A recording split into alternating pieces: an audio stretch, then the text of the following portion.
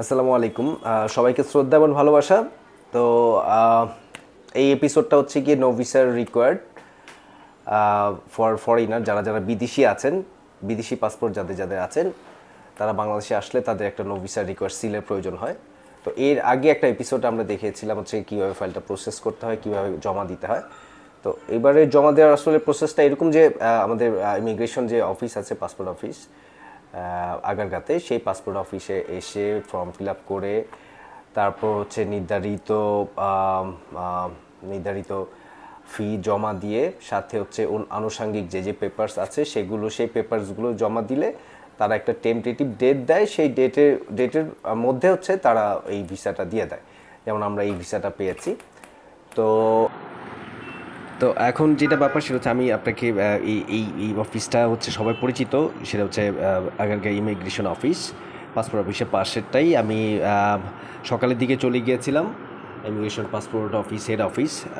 সকালবেলা চলে গিয়ে সকালেই চলে গিয়েছিলাম, ওইটা ফর্ম টর্ম সব কিছু নিয়ে, ডেকোরেশন সব কিছুই সুন্দর। এই অফিসটা আসলে খুব স্পর্শকাতর একটা এলাকা। তো এটা লিফটের চারে গেলেই হচ্ছে গিয়ে এই ইমিগ্রেশন অফিস, মানে হচ্ছে পাঁচতলায় গিয়ে ওখানে সকাল থেকে অনেক ভিড় ছিল। তো তারপর হচ্ছে গিয়ে আমি বিভিন্ন ধরনের মানুষ দেখছিলাম। এখানে যে কাউন্টারটা আছে সেই কাউন্টারে আমার যে ডেলিভারি স্লিপ ছিল সেই ডেলিভারি স্লিপটা আমি জমা দিলাম। জমা দেওয়ার পরে ঘন্টা দুয়েক পরে হচ্ছে গিয়ে আমি এই ফাইনালি হচ্ছে গিয়ে এইটা পেয়ে যাই।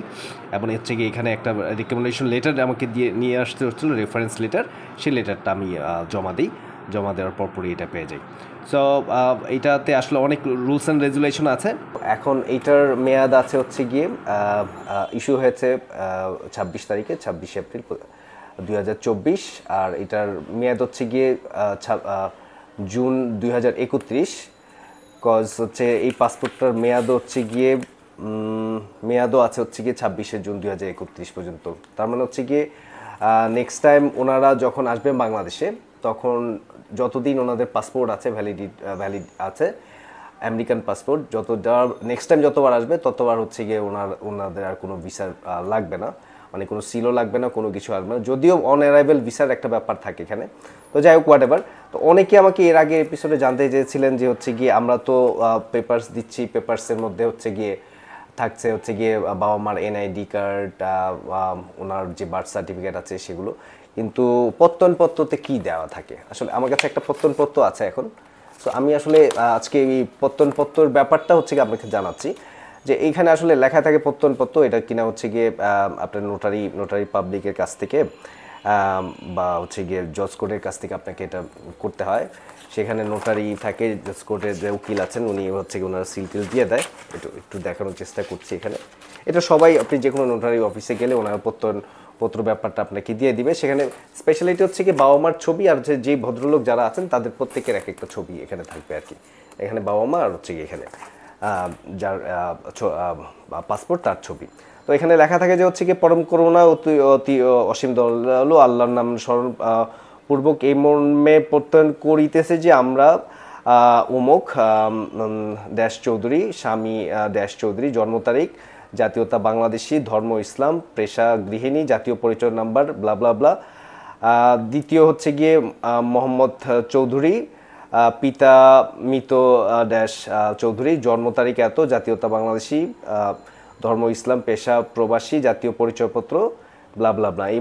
এই মর্মে প্রত্যয়ন করিতেছে যে মোহাম্মদ ড্যাশ চৌধুরী, পিতা এই ব্লা ব্লা ব্লা, জন্মসূত্রে বাংলাদেশি, ধর্ম এমন, তার বর্তমান ঠিকানা হচ্ছে গিয়ে বাড়ি নাম্বার এত এত এত এত বাড়ি, তার জন্ম সনদ নাম্বার এত, উনি আমার ঐরসজাত সন্তান বটে। তার মানে হচ্ছে এখানে বাবা মা হচ্ছে গিয়ে তার সন্তানকে হচ্ছে গিয়ে একটা প্রত্যয়নপত্র দিচ্ছে। তো তিনি 30শে জানুয়ারি 1985 সালে চট্টগ্রাম জেলায় ব্লাবলাবা থানা অবস্থিত এই গ্রামে জন্মগ্রহণ করেন। সে বর্তমানে ইউনাইটেড স্টেটস অফ আমেরিকার নিউ ইয়র্ক সিটিতে বসবাস করে। তিনি রাষ্ট্রবিরোধী কোনো উপকার কার্যে জড়িত নয়। প্রত্যয়নপত্র দ্বারা আমরা অত্র ঘোষণাকারী যাহা কিছু স্বীকার উল্লেখ করিলাম তাহা শতভাগ সত্য। উহা ভবিষ্যতে কোনরূপ মিথ্যা প্রমাণিত হইলে সর্ব আদালতে দোষী সাব্যস্ত বলিয়া গণ্য হইবে।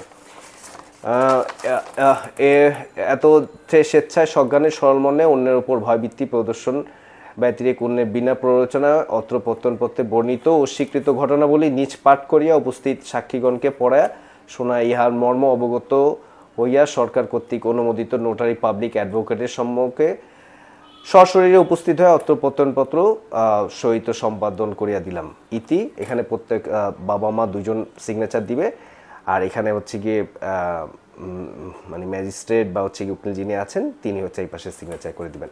তো এটা হচ্ছে গিয়ে 300 টাকার তিনটা পেজে হচ্ছে গিয়ে সাবমিশন করতে হয়। সো এই হচ্ছে ব্যাপার। সো আবারও আমি প্রথম থেকে একটু বলে নিই, যারা যারা হচ্ছে গিয়ে বিদেশি আছেন, মানে বাংলাদেশি আছেন কিন্তু বিদেশি পাসপোর্ট নিয়েছেন, বাংলাদেশে প্রবেশ করতে যাচ্ছেন, তারা প্রবেশ করার সময় হচ্ছে 90 দিনের একটা ভিসা পান, মানে 90 দিন স্টে করতে পারেন। তারপরে অতিরিক্ত স্টে করার জন্য তাদেরকে হচ্ছে গিয়ে একটা পারমিশন নিতে হয়। সেই নেওয়াটা হচ্ছে গিয়ে ওই 90 দিনের মধ্যেই, সরি 1 মাসের মধ্যেই হচ্ছে গিয়ে তারা এসে হচ্ছে অ্যাপ্লাই করলে হয়ে যায়। এটা visa.gov.bd এই ওয়েবসাইটের মধ্যে ঢুকলে আপনারা ডিটেলস পেয়ে যাবেন। এছাড়া আর যা যা যেই জিনিসগুলো আছে সেটা হচ্ছে গিয়ে অলমোস্ট একই রকম। অ্যাপ্লিকেশনটা সাবমিশন করতে হবে, সাথে হচ্ছে গিয়ে প্রত্যয়নপত্র দিতে হবে, এবং হচ্ছে গিয়ে নো ভিসা স্টিকার জন্য আবেদন করতে হবে। এই হচ্ছে ব্যাপার। তারপরেও যদি কোনো কিছু জানার প্রয়োজন হয়, কোনো কিছু বিষয় হয়, আন্তরিকভাবে সবাইকে রিকোয়েস্ট করছি, feel free to call me any time. আমার হোয়াটসঅ্যাপ নাম্বার বা হচ্ছে গিয়ে ইনবক্সে আমাকে নক করলে আমি আপনাদেরকে সাথে সাথে চেষ্টা করবো হচ্ছে জানিয়ে দেওয়ার জন্য। আমার উদ্দেশ্য একটাই, সেটা হচ্ছে গিয়ে সবাই যাতে বাংলাদেশে আসেন। বাংলাদেশের প্রবাসীরা বাংলাদেশে বিশাল একটা ভূমিকা পালন করছে রেভিডেন্সের উপরে। রেভিডেন্স মানে তাদের উপরে আমরা অনেক মানে কৃতজ্ঞ। ব্যাপারগুলো তাদের কষ্টের টাকায় হচ্ছে কি আমরা আসলে বাংলাদেশ একটা সোনার বাংলাদেশে দিয়ে যাচ্ছে। সো এই হচ্ছে ব্যাপার। আর ভিসা এবং হচ্ছে কি এই ব্যাপার প্রসেসিং রিলেটেড ব্যাপারগুলো সবার কাছে সহজভাবে পৌঁছে দেওয়ার জন্যই হচ্ছে কি এই ভিডিওগুলো তৈরি করা, এবং সামনে আরও অনেক ভিডিওগুলো আসবে, সেগুলোর জন্য আমাদের পাশেই থাকুন, সাথেই থাকুন। আর এখন গরম সময়, যত বেশি পারেন পানি পান করুন। আর স্যালাইন খাওয়ার একটা নির্দিষ্ট মাত্রা আছে, যখন তখন যেখানে সেখানে স্যালাইন খাবেন না। স্যালাইন খাওয়ার জন্য হচ্ছে 1/2 লিটার পানিতে একটা স্যালাইন খেতে হবে। তো হচ্ছে গিয়ে তাও 6 ঘন্টা পর পর এরকম একটা, আপনি 6 ঘন্টার মধ্যে 2টা স্যালাইন কখনোই খাবেন না। তো সোডিয়ামের একটা ব্যাপার থাকে এখানে হুট করে স্ট্রোক হয়ে যেতে পারে। তো পানি বেশি করে পান করুন, আর যদি স্যালাইন খান 1/2 লিটার পানিতে একটা স্যালাইন গুলে তারপরে পানি খাবেন। এই হচ্ছে ব্যাপার। সো দেখা হবে নেক্সট একটা এপিসোডে অন্য কোনো ইস্যু নিয়ে, অন্য কোনো কথা নিয়ে। তো সে পর্যন্ত ভালো থাকবেন, সুস্থ থাকবেন। আল্লাহ হাফিজ।